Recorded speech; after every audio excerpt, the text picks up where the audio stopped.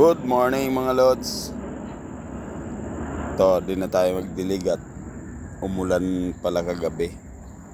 Dito tayo sa ating garden ng gulayan. Yan o. Yung inabwab ko na mustasa saka petsay. Buhay na. Dami na. Yan, meron na naman tayo ritong petsay. Ito ang ating talbusan ng kamote. Marami na naman sila. Mag-harvest na naman tayo mamaya. Yun yung papaya ko. Namumunga na. Tanggalan natin ng dahon. Yun. Aking talong. May pantanim na. Yan. Lumalago na ang ating taniman. Yan. Yung saging. Nabubuhay.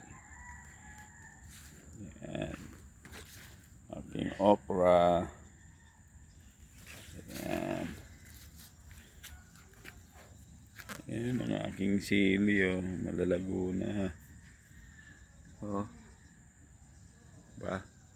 Mga lods, sarap sa pakiramdam pag meron kang napagkukuhanan ng gulay.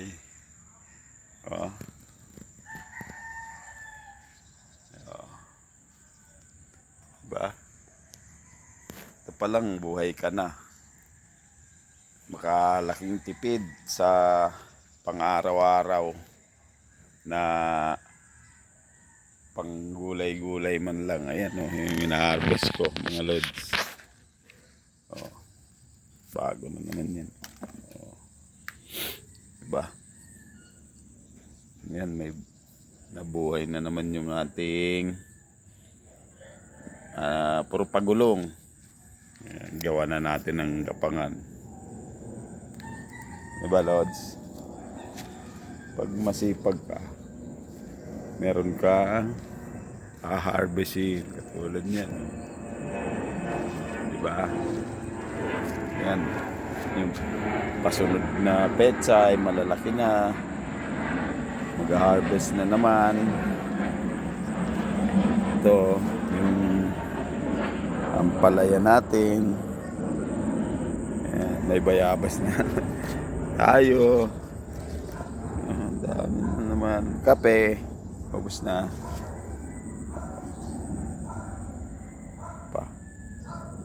Pag may tinanim, may hanin. Laking tipid. Diba? Malaking tipid. Sa pang-araw-araw, kahit gulay lang. Ayun, yung gabi natin. Diba? Malaki na yung gabi. Pagkukuha na tayo. Yung kangkong okay na, matataba na. Diba lods? Kayo rin ba may tanim mga lods? Tanim tayo para makatipid tayo. Mahal lang gulay ngayon. Yun ang taro, mga gilid, sagi. Iway mga lodi, magandang umaga, magandang buhay. Day off tayo ngayon, 2 araw, kaya dito muna tayo sa ating garden.